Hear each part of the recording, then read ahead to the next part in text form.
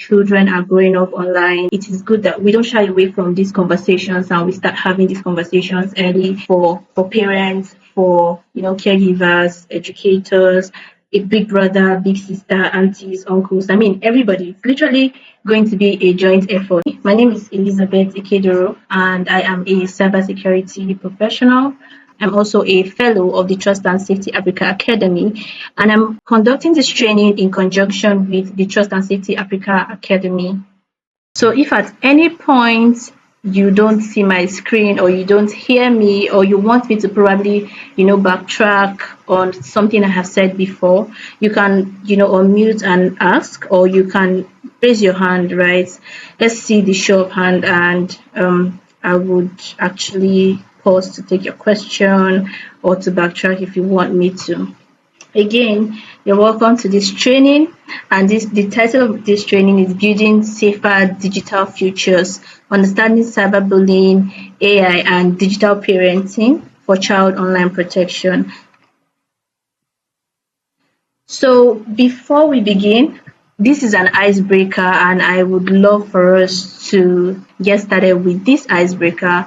And the question says, how digitally aware are you? Try to identify the names behind the images below. So what we're going to do right now is in the comment section or the chat box, you can see that each of these icons are numbered 1 to 8.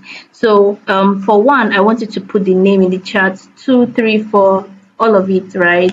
And let's do this quickly, please. I figured some people are just joining us. If you're just joining, please, here's an icebreaker that we have. Just indicate the icon in the chat box. For number 1, what icon is it? Number 2, what platform? Number 3, the same until the 8th platform. Again, right, I need all of us to know that this is a training, literally, and we don't have to know it, or we don't have to have it all figured out, right? But I want it to be as engaging, because it is actually going to help all of us in this training today. Thank you. I can see some responses, and okay, we have Olaide who has answered all 8 of them. Well done. And we have Olu who is also doing the same. Well done. Okay, so this should bring us to the end of our icebreaker. Thank you so much for participating. And then it tells me that we are aware about these platforms, which is a good thing. Here's an overview of what our training would be. What will be involved. We're going to have a pretest. The pretest is just to understand, for all of us to get a baseline knowledge, okay, of what is to be discussed today. And then we are going to talk about cyberbullying. We're going to talk about AI and child online protection. We're going to talk about digital parenting, and we'll have a post test to also assess what we have actually taken from this training, what we've learned from this training. And finally, for every interested person, you would get access to the Shield Kit community. We are going to kickstart our pre-test now. So please check the comment section. There's a link that will be dropped, and we're going to take 10 minutes to answer the questions. We are all here to learn, so you don't have to feel discouraged if you don't have all the answers, if you don't know it all. That's why we're here, and that's what the goal of this training will be. Please kindly take a few minutes to answer the question, and then we can proceed. Are we having any difficulties? Olaide, have you done the tests? Aneti, are you done? Juliet, are you done?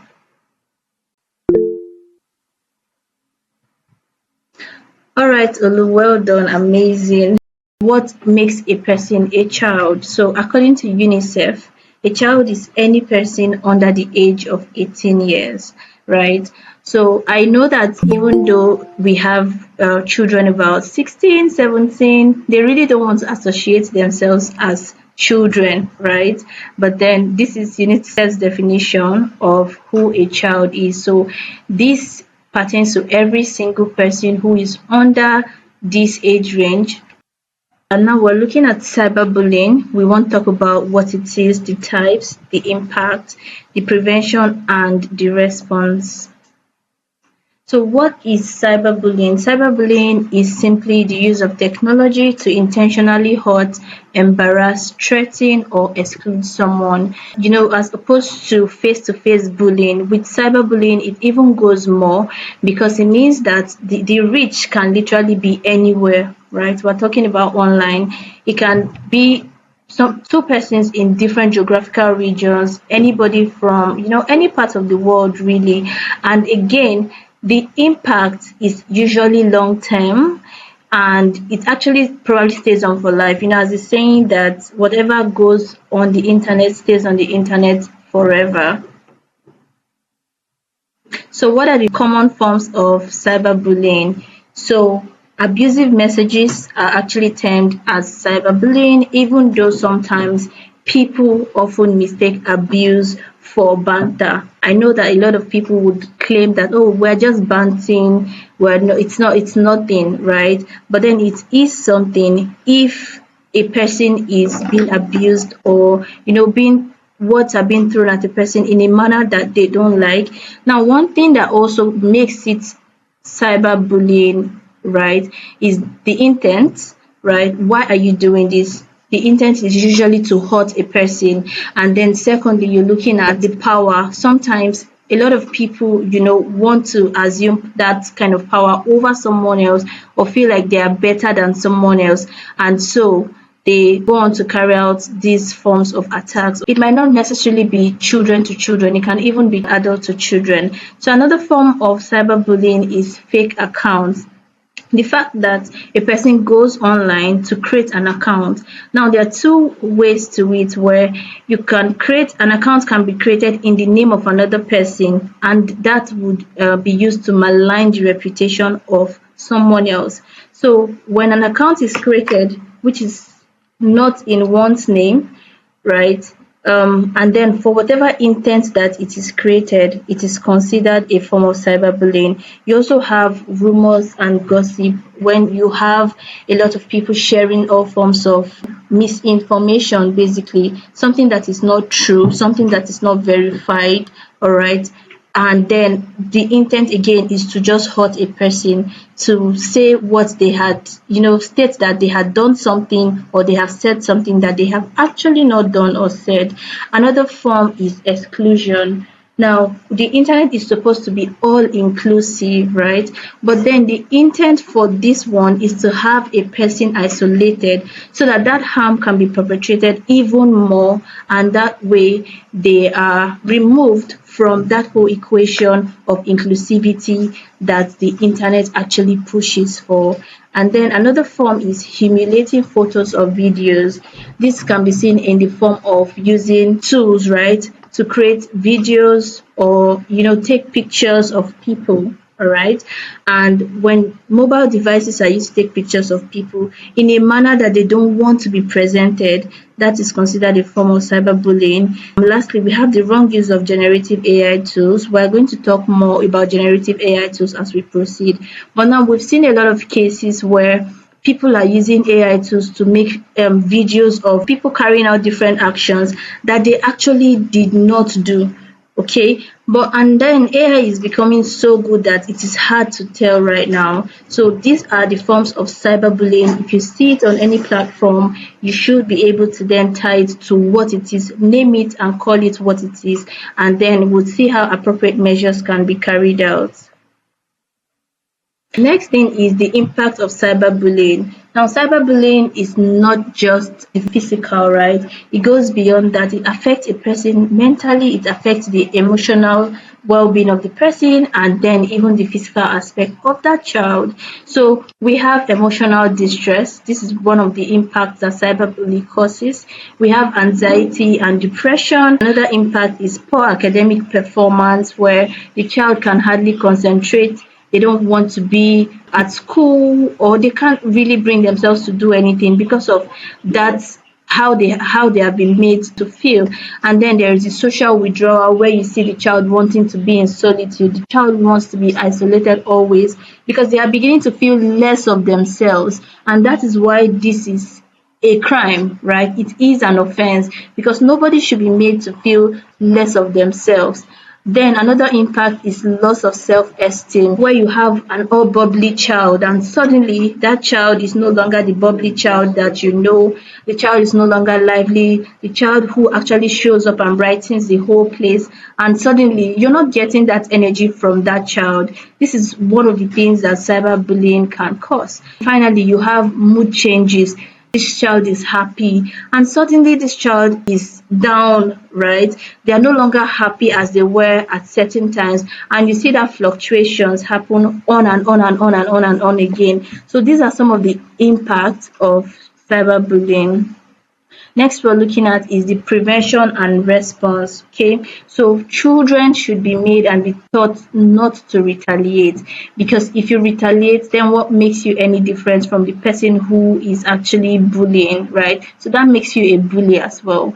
So the right course of action is not to retaliate. The next thing to do, a screenshot evidence can be taken. Now, screenshot evidence can be taken so long as it does not have anything to do with where you have a child being depicted in the form of child sexual abuse material. So that one evidence should not be taken because that will also be propagating that particular form of harm. But if you have cases of insult, right, or other harsh words said to the child, yes, evidence can be taken, and the next thing is to block and report. So there is the liberty to block and report that person. The evidence that was taken can then be shared with that platform while blocking the person. Next is talk to a trusted adult or professional. Children should also be made, they should know that there are adults who are there for them that they can talk to. I know sometimes they may, because of how they feel less of themselves, they don't want to open up, but it is highly encouraged that children be made know that they can actually approach adults and they can talk to adults about this form of harm that they are experiencing so they can get the right kind of help that they need. Now, it is not just to report to any kind of adult, right? The person that the child should report to is considered a trusted adult. And who is a trusted adult? A trusted adult is someone who listens, right? You listen to this child and you're not listening because you want to shame the child at the end of the day. And then say a typical example, you have a child who is being bullied online. So you're not listening to say, oh, but that's your mate who is doing the same thing to you. Can you not just, grow up?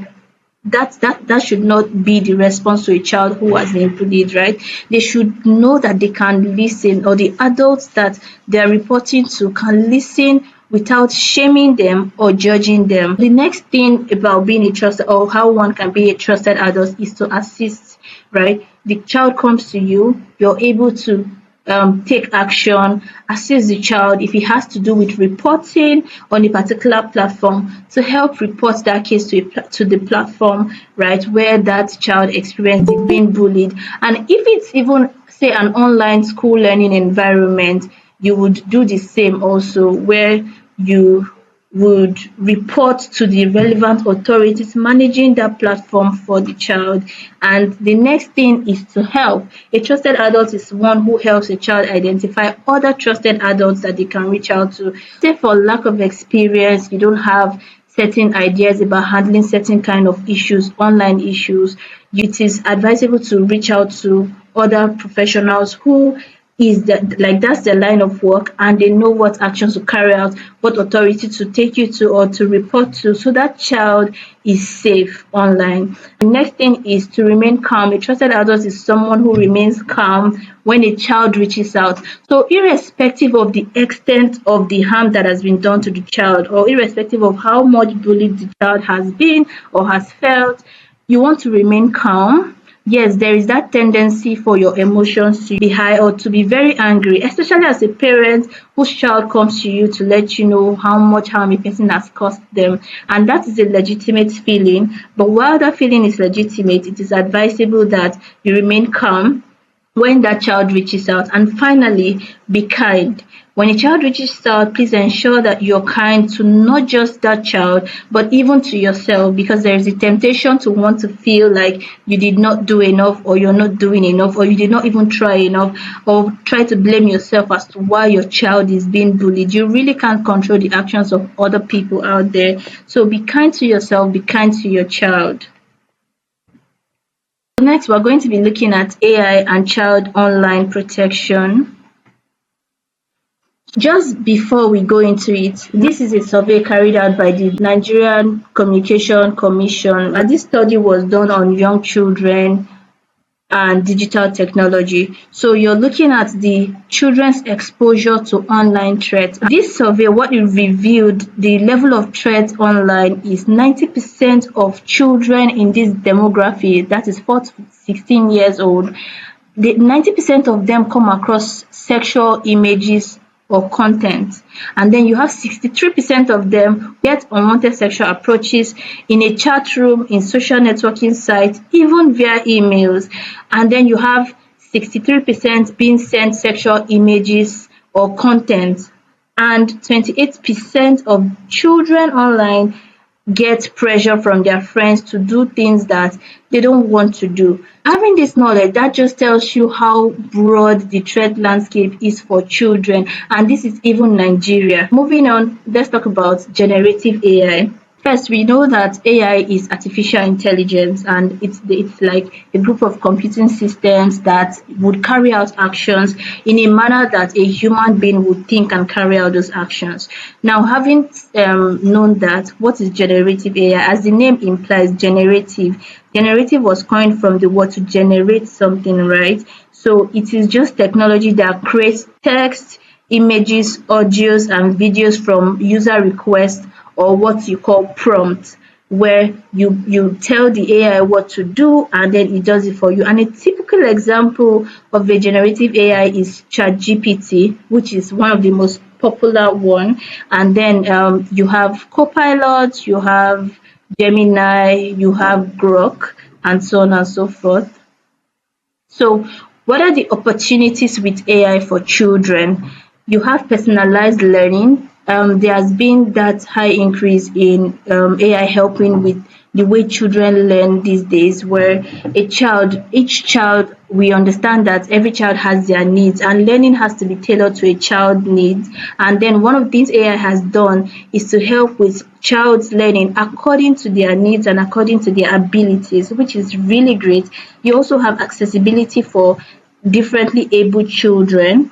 So say for children who probably cannot see, children who cannot hear, they have better learning experiences right now with AI. And then you also have creative exploration. There are news everywhere right now of children who are doing amazing things with AI already. Children are really building great products, even like age appropriate products, really, really amazing stuff, even in terms of creativity, in terms of releasing, say, songs that they like, make sounds that are age appropriate, make videos that are age appropriate, just exploring their creativity with AI. And also digital literacy.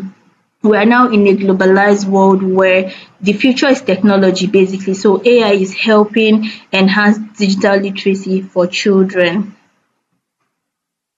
Next is AI risks for children. So as much as AI has its advantages, it does come with its disadvantages, okay? And then some of the disadvantages, as we can see, is digital forgery, also known as deepfakes. So deepfakes is just simply using an AI to create either an image, an audio that of someone that is really not them. You have them saying things or doing things that they ordinarily would not be doing. Right, that's what the fake is. And AI has also helped with the spread of misinformation. So you see a lot of content right now. People are creating content with AI, and then they are giving very, very wrong directives. Say probably you can ask AI. Sometimes even with ChatGPT, you ask for certain prescriptions or recommendations, and then it tells you the wrong thing. So because you know that that is wrong, you can go back and say, ChatGPT, this is wrong, and it will agree with you that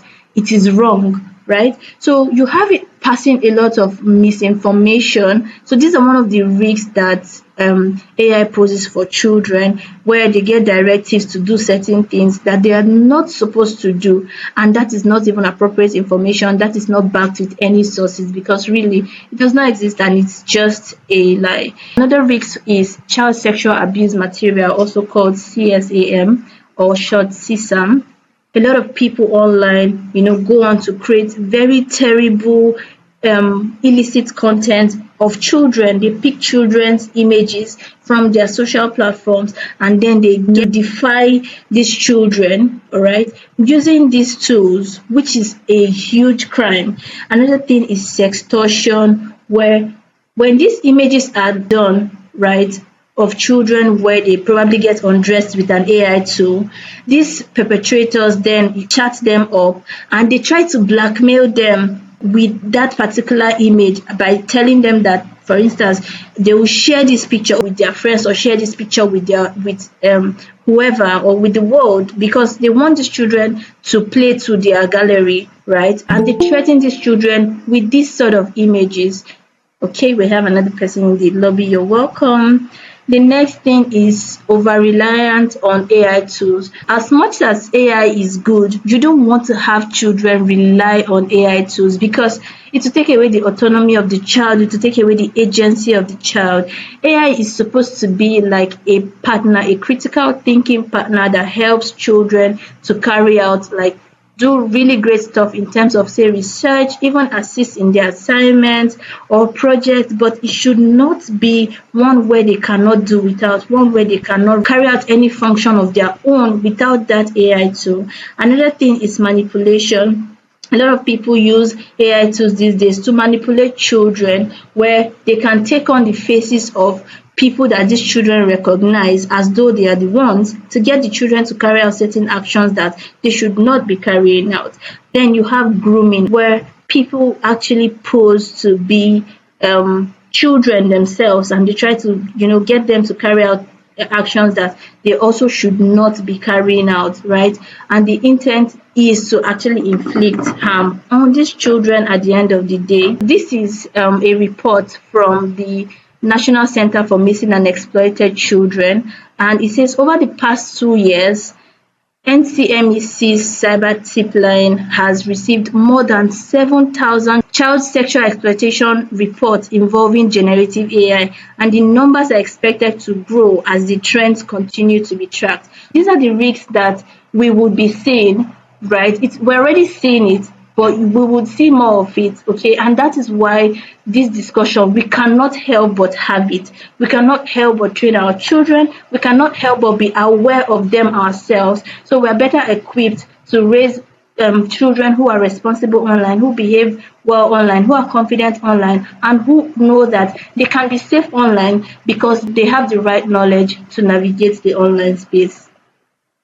Okay, so now we're going to be having a practical session here.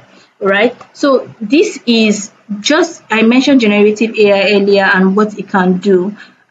Before now, you can easily tell what pictures AI generated and then what pictures AI did not generate. Okay, but now it's becoming harder and harder because the tool is becoming more advanced and it is doing a lot more. So this test is to just test your ability to spot the difference between a real image and an AI generated image. So this is going to be an interactive session. You can show your hand. We have about 5 of these, or 4 of them rather, and you come on and you look at this picture. You tell us which one you think is AI generated, which one you think is the real image, and we're going to see the results live on the call. So whichever one you choose will submit and everybody sees the results.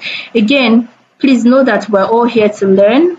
We don't have to have it all figured out. You don't have to know it yet, but that's why this session is also important. Who are we having as our first volunteer? You can unmute or you can raise your hand and you'll be called upon. We have someone's hand who's up. Please, you can unmute. Hi, Elizabeth. Good evening, everyone. Hi, good evening.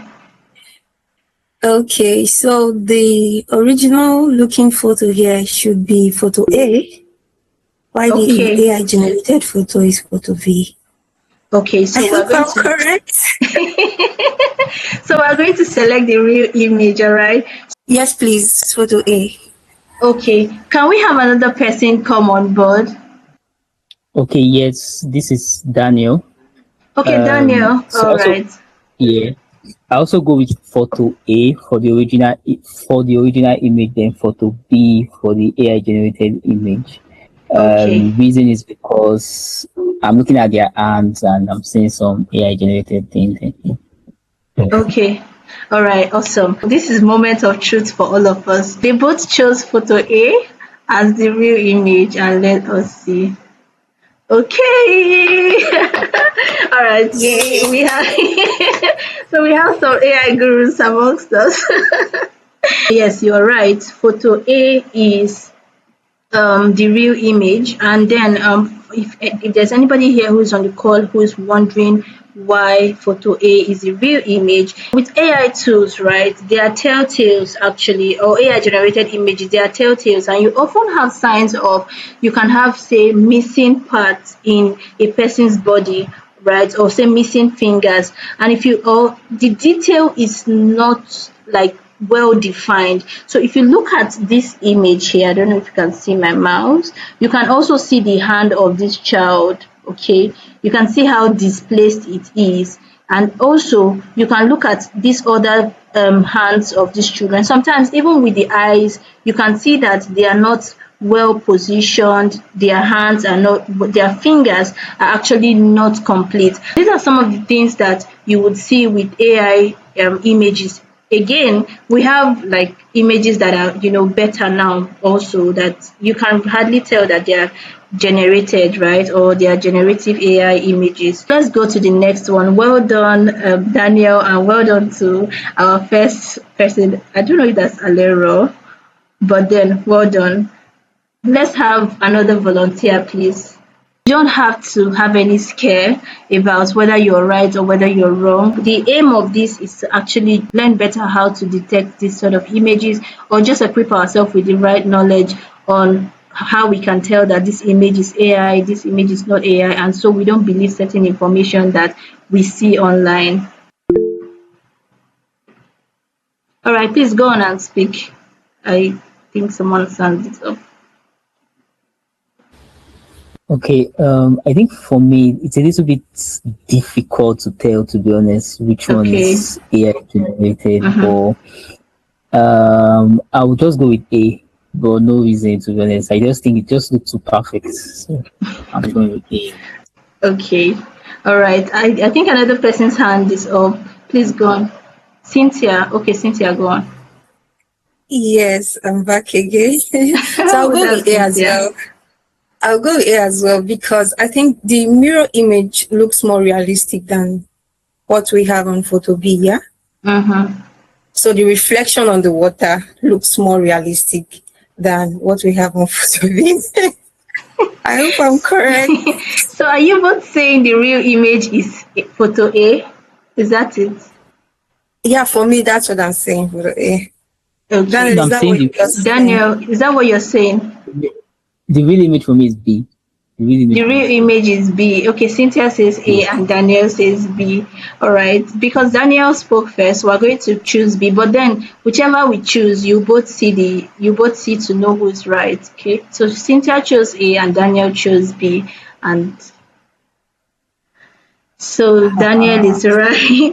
The real image, the real image is actually image B. So one thing about AI is that it adds details where they don't exist, okay? And then to enhance the scene of a particular picture or a particular environment. If you look at image B, the leaves are actually well defined. But if you look at image A, they are sort of like grayed. They are not really defined, right? But I know this image is really close, like really close for you to tell that it is AI generated, right?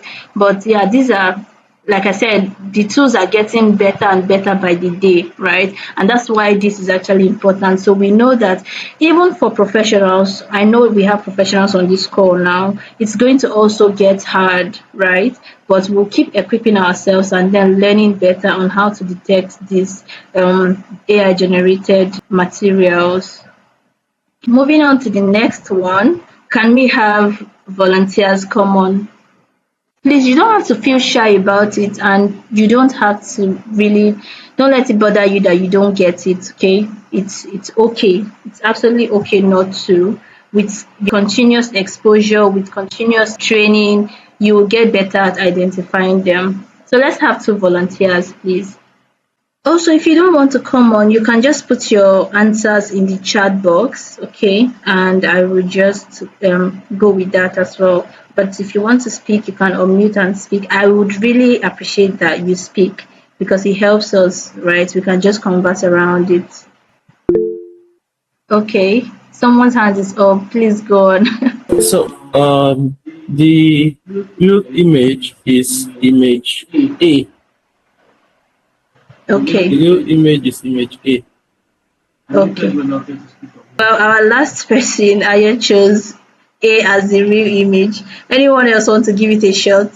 Daniel, you say B. All right, so let's choose from the first speaker. All right, so Daniel is correct yet again. Oh, Daniel is the MVP of this particular round.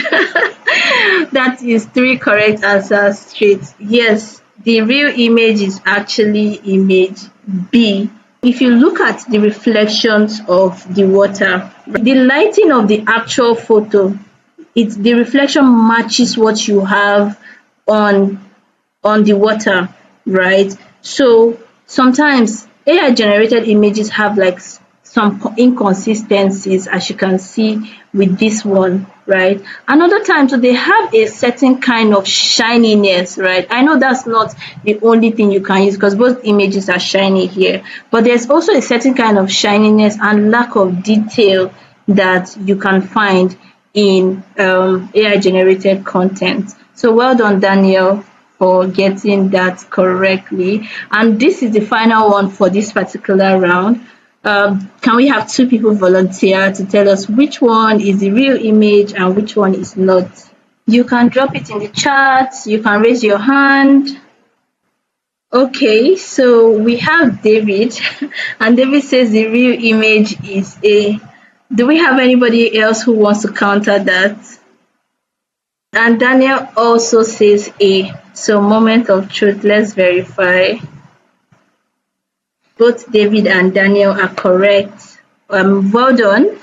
The answer is actually A. We can now see how good these tools are becoming. Okay, and you can see how it is sort of hard to detect. Now imagine that this is a child that somebody has picked up the photo of a child to make a video of this child in an inappropriate manner, and then for people who are not aware, who don't know that these tools can be used in that light, in that way, already in societies where perhaps the child is not given room to explain themselves, you would already have people believing that this child has already gone wayward, this child is doing what they are not supposed to do. How can you do this as a child without knowing that it is somebody else who is carrying out this sort of evil act?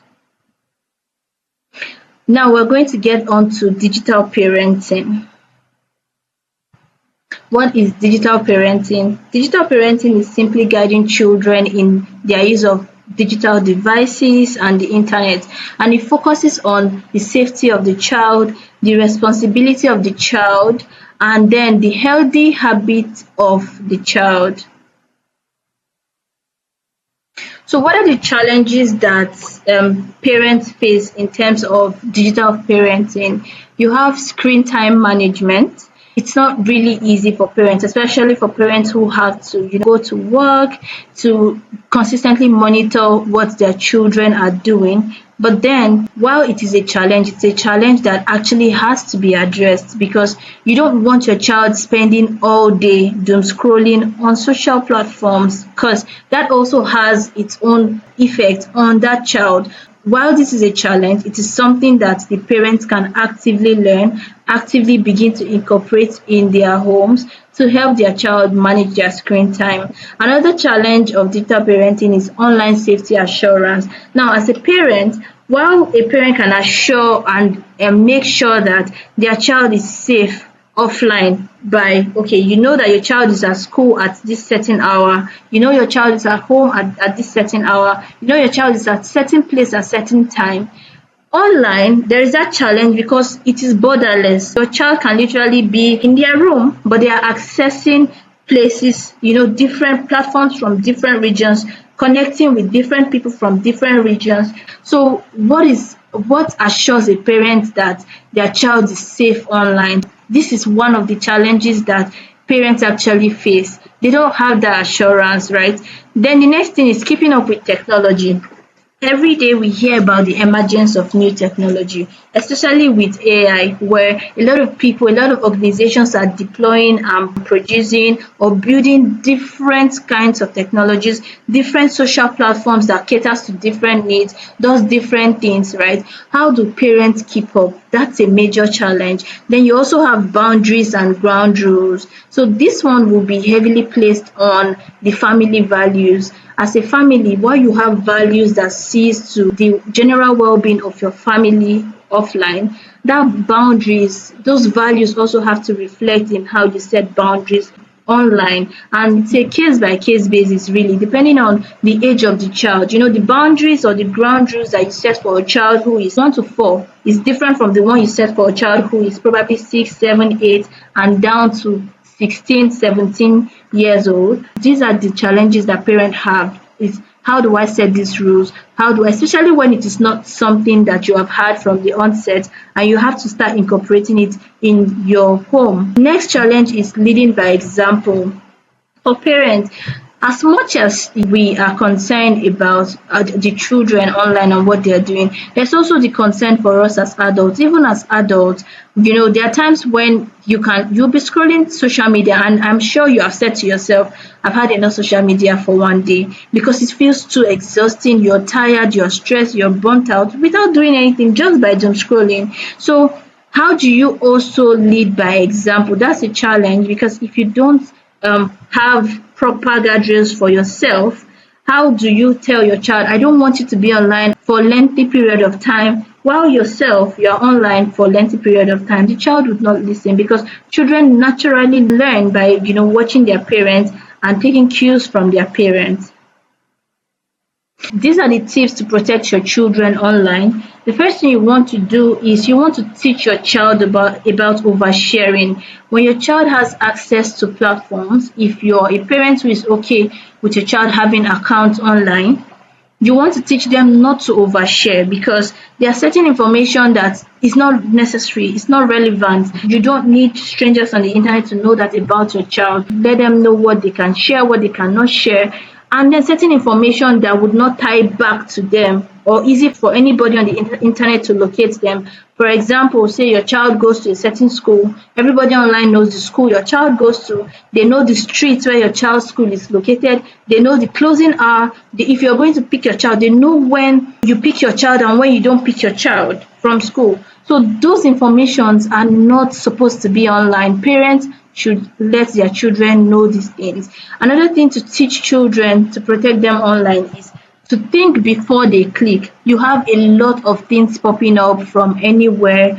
Sometimes if you use most of these third-party applications that you don't subscribe to, you also have different kind of pop-ups come up, and out of curiosity, a pop-up comes and a child wants to explore, and then they go down a rabbit hole that they are not supposed to. Parents are to teach their children, their teachers, educators, anybody, literally a trusted adult, like I established in the first session, the first part of this training. You want to teach children not to just click anything. With respect to links also, they are not to just click any links. If they are not expecting any link from a friend or from school, from any trusted person, they are not supposed to click it, because one click can lead to so many other harms. If not anything, even their identities can be stolen. They can get access to certain platforms that the child has access to, and then they can begin to act and impersonate that child and carry out actions that they ought not to, or the child would not naturally carry out. Another thing is to minimize social comparison. Yes, there's a thing where comparison is not done just offline, but it has been brought online, which is a problem. Children should never be compared by the number of followers that they have, the number of impressions that they have, the number of whatever engagement that they have from posts that they put out. So parents should avoid this, so you don't have your child going down the rabbit hole also of trying to put out content to please the general public and then losing themselves while at it. The next thing is to teach children about their digital footprint. Digital footprint is very, very important. Now, for example, if I actually say it is muddy, it rains, and I walk from maybe a rainy part of maybe my location to my house, somehow the footwear I have on picks up the mud, right? If it's a muddy part and it actually trails, and somebody can literally follow the trail down to where I am, where I stay, right? That's the same thing online also. Children should be taught about digital footprints. They should be taught to, share things responsibly, not share what they ought not to share, so it doesn't lead back to them and then it's not a problem for them. Finally, parents should discuss the responsibility in sharing positive content and not participating in harassment. We spoke about bullying earlier. While it is often easy for, not really easy though, but then it's easier for people to deal with the fact that their child is being bullied than it is their child who is the perpetrator of that act, right? So you want to teach your child to actually be good digital citizens. If they want to put out, say, content for their friends, they should share positive content for their friends. They should not partake in harassment. So you can be a bystander or an upstander, right? A bystander is somebody who just watches other people harass others without trying to provide a solution, while an upstander is someone who actually goes on to provide solutions. Sometimes, even if the solution does not lead to any measurable impact, the fact that the child even tried to stand up for another person says a lot. Okay, and these are the things that parents actually need to teach their children and to also portray. Next is making sure your child understands smart rules. What are the smart rules? You have S is safe, so they don't share personal information. M is meeting. Your child should avoid meeting strangers online. They have no business meeting strangers online. If they must meet anybody online, it shouldn't be without your consent. It shouldn't be without you being aware as a parent. If possible, they should not even go alone. If there is any reason they have to meet anybody from the internet at all. Then you have A, which is accepting. You teach the child not to accept or open files from unknown sources, from people they are not expecting it to. Because why is a stranger sending me a file if I'm not expecting that file? I see it a lot on X platform, which is formerly Twitter. I get it a lot where people are sending me different files, different links, and I've never interacted with them. I don't know them. We don't have any business. So you can imagine children who are naturally explorative and have people send them those kind of links or files, right? So you want to teach your child early on not to accept those kind of files. Literally just block the person and report the account straight up. Next is reliable. Your child should verify every information online. And finally, T is tell. The child should report anything uncomfortable. If someone says or does anything that they feel is uncomfortable, your child should be able to tell you that they are uncomfortable with this and they should not be dismissed while at it. Looking at this slide, this is just all about digital hygiene and digital well-being that parents can incorporate. So there are quite a number of tools that parents can use to ensure that they are looking out for their child's digital well-being. And some of these tools, you would have them, they monitor screen time, where if you set the screen time for your child for that particular day for 2 hours, your child cannot exceed 2 hours. The 2 hours would serve the child, and that is that for that day. Another thing is filters and block content. your child would not see certain content that they ought not to interact with or see online. And then you also see that it tracks location. So wherever your child is, you can tell where your child is at what time or what hour of the day. You can also set usage limits, the limit that they can go on certain platforms, all right? All of it is at the parent discretion, but also it is with respect to the child in question. Earlier I mentioned that the rules set for a child who is 4 years old is different for the rules for a child who is 10 years old, 15 years old, or 17. You can see here kids online activity. You have Tolu, who is 13 years old. Tolu is showing that Tolu is online. Tolu's mom or Tolu's dad can see Tolu's online activity, and so far Tolu has spent an hour 45 minutes today. You have Musa, who is 10 years old. He's currently offline, and then he has spent 40 minutes. So if Musa's dad or mom sets 40 minutes for that day, then 40 minutes is enough. Then you also have Chisom, who is online, and Chisom has spent 25 minutes today.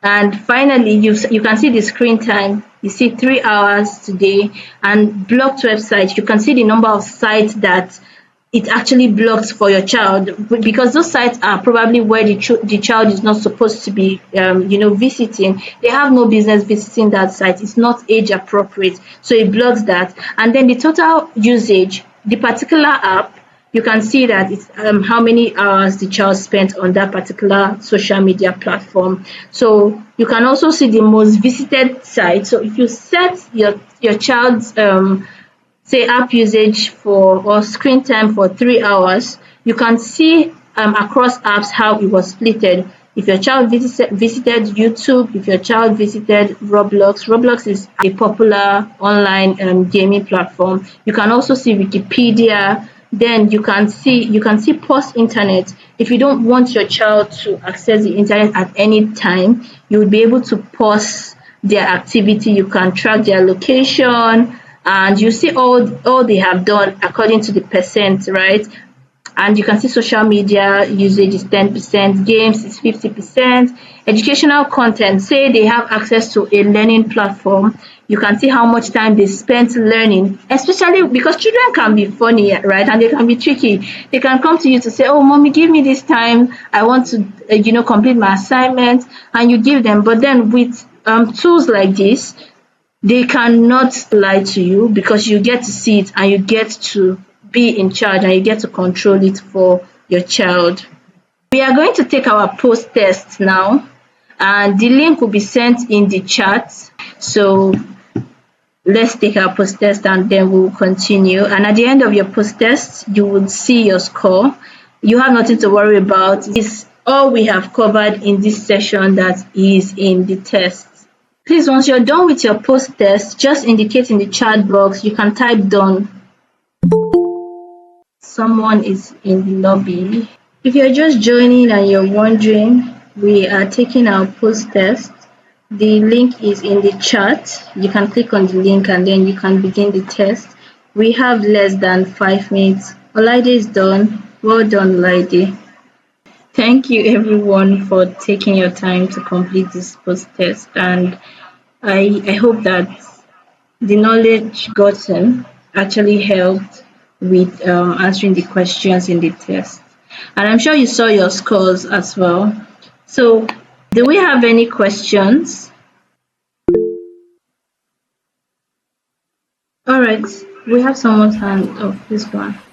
Okay, yeah, I just want to quickly ask, for purpose of maybe people who join in this, are we going to get like access to the presentation slides, please? Maybe. Oh, absolutely. I can share the slide with you. Oh, okay. All right. Thanks. Yes. Okay, so you'll find the WhatsApp link in the chat. I'll drop it now. You can join the WhatsApp community as we'll share the resource there. Also, we'll have a post survey that all attendees are supposed to fill. So if you fill it and you want access to the resource, while you fill it, please indicate that you want access to the resource as well. Then we can have it sent to your email. Any other question? Yeah, my hand. Can you hear me? Yes, I can hear you. Please go on. All right. I want to say a very big well done to you, Elizabeth. Honestly, the session was really impactful, even though I joined late. And then I really love the exercise as well. You know, it's such a simple way to actually feel how convincing AI content has gotten. Yeah. So instead of just hearing about it, you get to feel it. Well done. And he also really drives home the point how surface level visual judgment is no longer enough anymore. Because I'd have bet on that wrong image based on realism, yeah? Yes, And absolutely. remember my point. I said the mirror image looked exactly like what was above, and that wasn't it. Which shows how important it is to have actual detection method beyond what you can see with your natural eyes, like looking Yes. out for metadata, reverse image search, using dedicated tools as well, rather than just relying on your instincts. Yeah. So image B, like we saw, the trees looked a bit too neat for me. Yeah, and I felt like they were too deliberate. Yeah, which is usually the kind of things that makes me suspicious of AI generated content. And that's like the very scary part to me, right? Because things that we naturally trust, like natural lighting, imperfect details, and all those things are what AI has gotten really good at faking nowadays. So Yeah. I want to say a very big well done to you. Sessions like this are really what we need. And kudos, honestly. It was worth my time. Well Oh, done. thank you. Thank you so much. That feedback is really well received. I appreciate you spending time this evening in this training. So let's have Daniel. Your hand is up. Okay, yeah. I also wanted to just like give you the your flowers. Thanks so much for the session. Actually, for me also the highlights was those tools you pointed out. So I was also wishing that a lot of those parents that usually like disturb me with, oh Daniel, how can I like restrict my child's internet, like the sites they are visiting and all of those things. And that's why I'm actually requesting for this material actually, because even me myself, I don't know those tools existed. Yeah. So I think that is really an eye opener for me actually. Yeah. So thank you so much. I think it was well researched and it was a great session. Thank you, Elizabeth. All right. Thank you so much for your thoughtful feedback, Daniel. It means a lot. And yes, that's why sessions like this are super important because you think that this knowledge is out there, but we find more and more that it's really not as out there as we want it to be, and more parents need to be informed about these tools, about how it is done. We should have another training session also where we do like a practical walkthrough how parents can literally set it up, right? Have parents have their children and how parents can set it up, and also they can actively see how to monitor their child's online activity to just ensure that they have a well balanced digital presence, screen time, and everything that requires for them to be safe online, to be confident online, to have good, healthy habits online. So, thank you for your feedback, Daniel. That means a lot to me. Do we have any other questions? Anybody, any suggestion, any addition? While I wait to take that, if you saw the material, you would see that there is a branded logo, which is Shield Kid. Shield Kids is a new initiative that I actually have founded. The goal is to have us train parents, have us train children, have us train educators, have us train basically schools, partner with even both government bodies to ensure that we are driving this knowledge to the most basic level that aligns with the African context, that aligns with the African child, that aligns with the safety and ensures the protection of the African child, of every child, because every child deserves to be safe online. So that's our mission. If you know any organizations, if you want us to work with any organizations, if you want us to partner with any organizations, all you have to do is you can reach out to me or you can reach out to us using this email I will drop in the chat. I've dropped the email in the chat. You can reach us via that email and we can come train, say if you have children, irrespective of their age, so long as they are under 18, we'll train them. If you want us to train parents, we'll train these parents. If it is schools that actually need this knowledge for their kids, right, for the children or the students, we will train them. Okay, someone is asking in the chat if we offer personalized trainings for parents. Yes, we do offer personalized training for parents. And then what is the name of the monitoring app? So the monitoring app is Google Family Link, and you also have Q Studio, QU. Let me spell that. I think Q Studio. Yeah, there is also that where parents can download off Play Store or their iOS store, and connect and then use to ensure that their children have a very healthy online presence and screen time.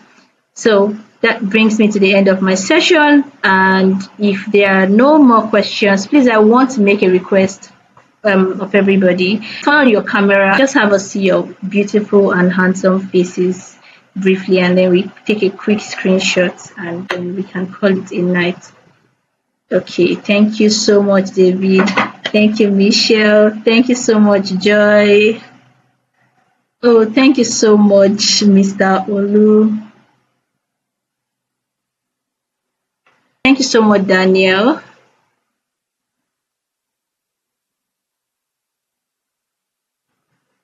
Thank you so much, Alaide. Thank you so much, Juliet. This means a lot to me. Are we ready? Okay. Yeah.